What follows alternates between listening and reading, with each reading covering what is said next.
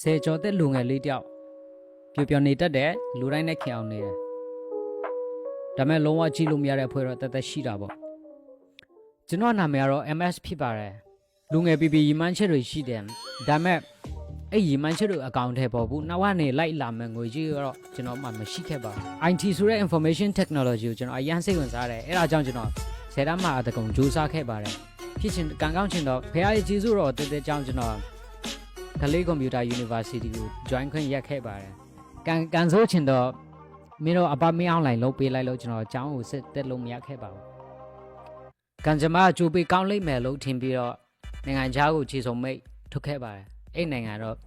မလေးရှားပါ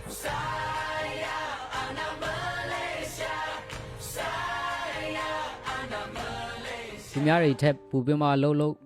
ရတာလည်းရှိတယ်အလုပ်ချိန်တွေလည်းသူများထက်ပူပြလုပ်ရတယ်လဆာဆိုလည်းသူများထက်မရခဲ့ဘူးအဆိုးဆုံးကဘာလဲဆိုတော့ကျမကြီးဝန်ဆောင်မှုပဲကျွန်တော်တို့နိုင်ငံခြားသားအနေနဲ့ကျမကြီးဝန်ဆောင်မှုကအရန်ဆိုးတယ်လို့ကျွန်တော်ပြောလို့ရတယ်တကယ်လို့မြတ်လူငယ်တယောက်အနေနဲ့အဲ့လိုမျိုး negative thought အဆိုးတွေတိုင်းပြီးခြေပဲတွေးမယ်ဆိုရင်ကျွန်တော်ဘောဘယ်လိုမျိုးဖြစ်တန်းသွားမှာလဲကျွန်တော်ဘဝဆိုတာဘာလဲဆိုတော့စိတ်ညစ်စရာတွေရှိမယ်ဒါပေမဲ့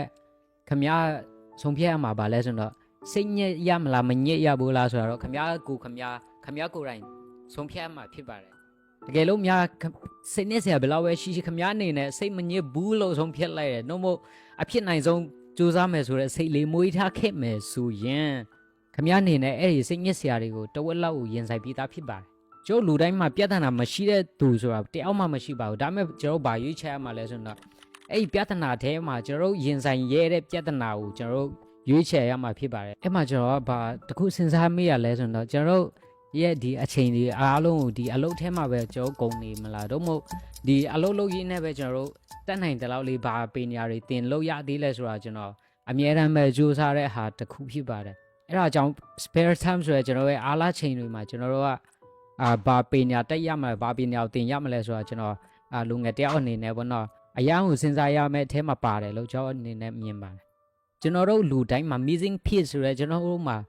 လူအပ်နေတဲ့ဟာလေးတစ်ခုရှိတယ်ဘာလဲဆိုတော့ခမည်းဘာဖြစ်ချင်တာလဲဆိုတာခမည်းအနေနဲ့ရွေးချယ်တရားမှာဖြစ်ပါတယ် Maxi ဆိုဒီလောကထဲမှာဘောလုံးကန်ဘူးရောက်လာတာခုတစ်ဖက်မှာ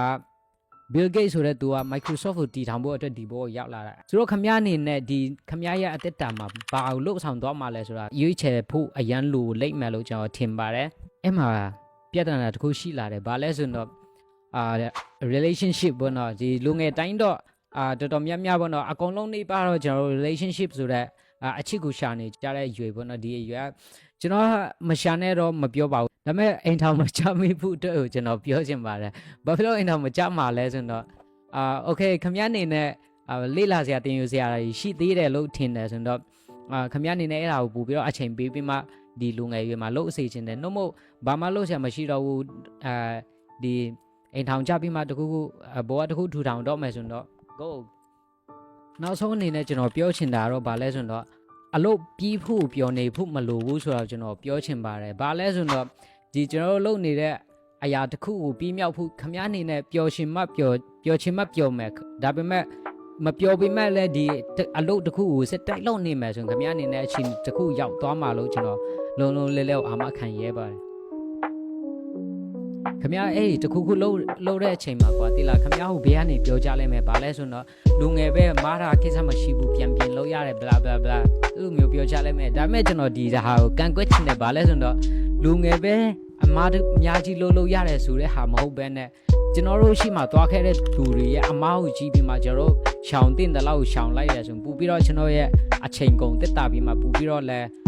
အပင်ပန်းကုန်တာတက်တာမှာလို့ကျွန်တော်အနေနဲ့ပြောချင်ပါတယ်။ Okay ကျွန်တော်ဗီဒီယိုကြည့်ပြီးသွားတဲ့တူအရောက်စီတိုင်းကိုကျွန်တော်အရင်ပဲကျေးဇူးတင်ပါတယ်။ Simple Living High Thinking